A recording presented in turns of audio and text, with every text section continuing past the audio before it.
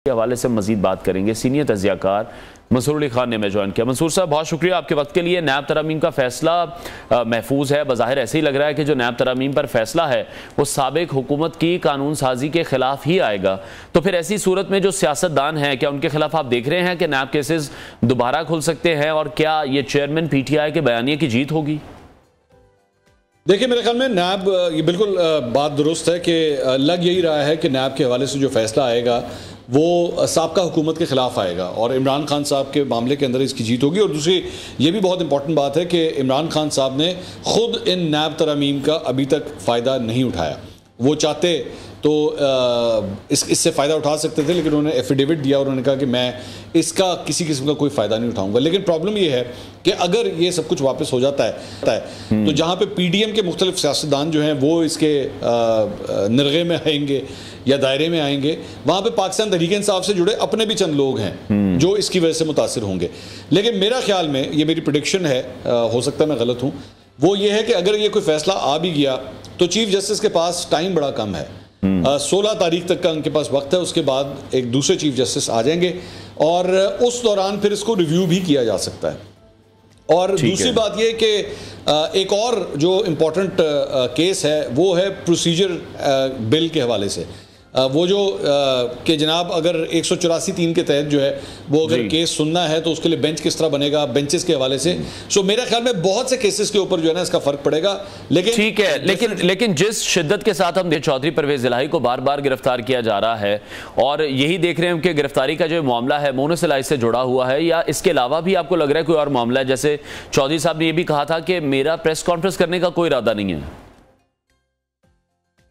मेरे ख्याल में मामला मोनस इलाही के साथ साथ और भी बहुत सी चीज़ें हैं। एक डिमांड की लिस्ट है जिसमें मोनस इलाही भी मेरे ख्याल में शामिल है इस सारी चीज़ के अंदर। परवेज़ इलाही साहब जो है वो मुझे ये लगता है कि मुश्किल में फंस गए हैं। उनको भी इस बात का एहसास हो गया कि मेरी जान नहीं छोड़नी, चाहे जो मर्जी हो जाए। शायद मामला अगर मुर्गी चोरी का केस डालने तक भी आ जाए तो शायद वो भी हो जाएगा। मुझे लगता है, क्योंकि मेरे ख्याल में 8-10 दफ़ा अब तक उनकी गिरफ्तारी और रिहाई जो है वो हो चुकी है। लेकिन फिर किसी ना किसी के केस के अंदर, अब ये जो आखिरी केस है जिसके अंदर एक्चुअली इनकी गिरफ्तारी हुई है वो नामालूम अफराद के अंदर उनको डाल दिया गया। तो नामालूम अफराद के हवाले से मेरे ख्याल में पाकिस्तान में 500 FIR होंगी। तो उन 500 में से किसी और के अंदर भी इनकी गिरफ्तारी इस तरह डाली जा सकती है। तो ये हकीकत है कि एक बड़े ही भोंडे तरीके से ये प्रोसेस आगे चल रहा है, बार बार गिरफ्तारी का। लेकिन फिर परवेज़ इलाही साहब के जो मुखालिफिन हैं वो आगे से ये भी कहते हैं कि जनाब इनको प्रिविलेज भी जो है वो जितनी मिली है बार बार रिहाई के हवाले से, वो आम पाकिस्तानी को नहीं मिलती।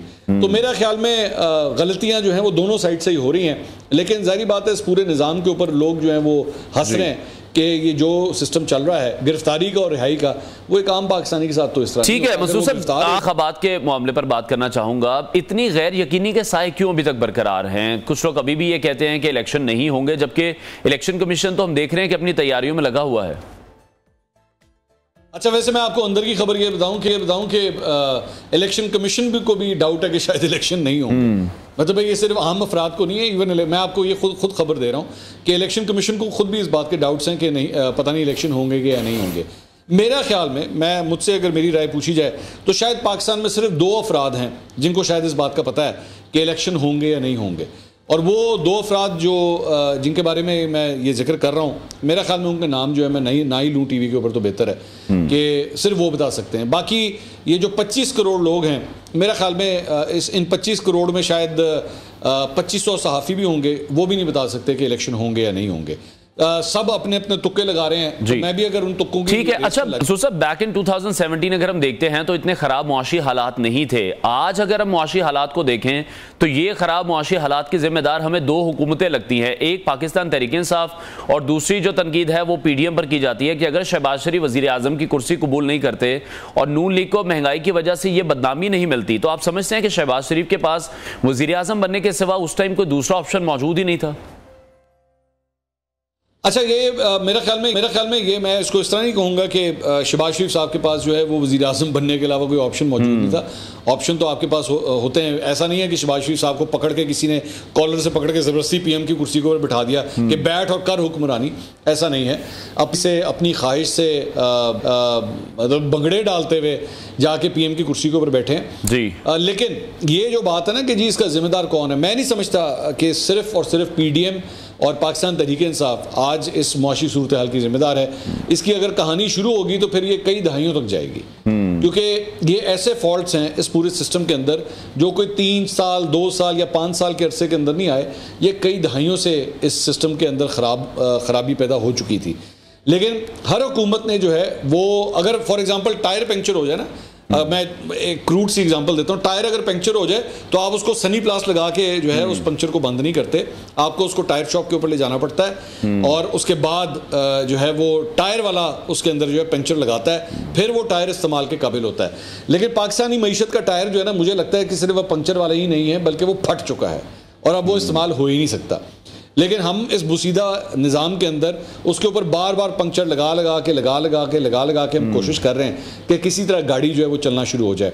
अगर तो यही फॉर्मूला आगे भी चलता तो फिर मुल्क में इसमें बहरान मौजूद हैं। मुआशी बहरान की बात करें, सियासी बहरान की बात करें, आपको लगता है जो अगली मुंतखब हुकूमत आएगी उसके पास इन तमाम चीज़ों का कोई हल होगा? और दूसरा जो बात हम सुनते हैं ज़्यादा कि चार्टर ऑफ इकॉनमी होना चाहिए, तो जो तमाम सियासी जमातें हैं उन्हें चार्टर ऑफ इकॉनमी की तरफ जाना चाहिए ताकि जो मुआशी मामलात हैं उन पर ऐसी मर्जी ना की जा सके जैसी पाकिस्तान तहरीक इंसाफ की हुकूमत ने जाते जाते की थी।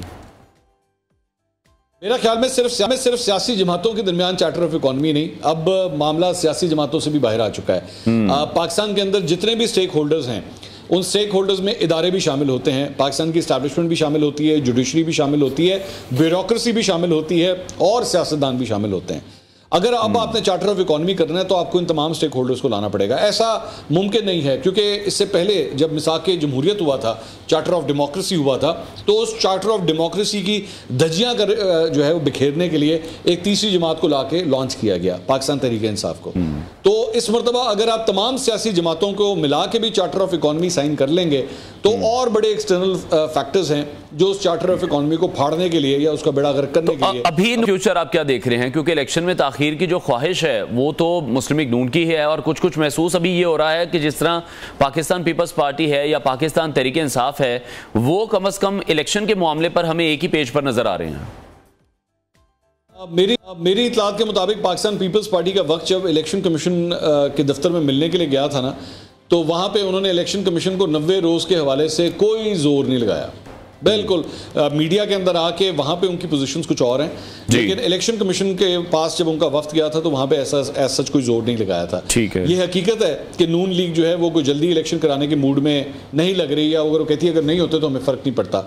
ये बेसिकली एक हारा हुआ जो पहलवान होता है ना, ये उसकी ख्वाहिश होती है कि दंगल ना ही हो तो बेहतर है या दंगल पोस्टपोन हो जाए तो ये बेहतर है। नून लीग को पता है इस बात का कि इस वक्त उनका सियासी कैपिटल जो है वो बहुत ज़्यादा इरोड कर चुका है और लोग शायद इस मरतबा उनको उस तरह वोट नहीं देंगे जिस तरह 2013 में उनको वोट डाला या इवन 2018 में भी जिस तरह वोट डाला, वो जितना भी वोट डाला, तो उनको भी इस बात का पता है कि ये सूरत हाल नहीं होगी। मेरा ख्याल में नून लीग जो है वो जब तक नवाज शरीफ साहब वापस नहीं आते, खुद आके मामला को नहीं संभालते, और अगर आ भी गए तो मैं नहीं समझता कि जो सूरत हाल है उसमें 10 to 15% का शायद फर्क पड़ जाए। ऐसा नहीं होगा कि नवाज शरीफ साहब आ जाएंगे तो रातों रात नवाज शरीफ की बात तो बड़ा फर्क आपको दिखाई नहीं दे रहा। ठीक है, बहुत शुक्रिया। सीनियर तज्जियाकार मंसूर अली खान हमारे साथ इन कॉन्वर्सेशन थे।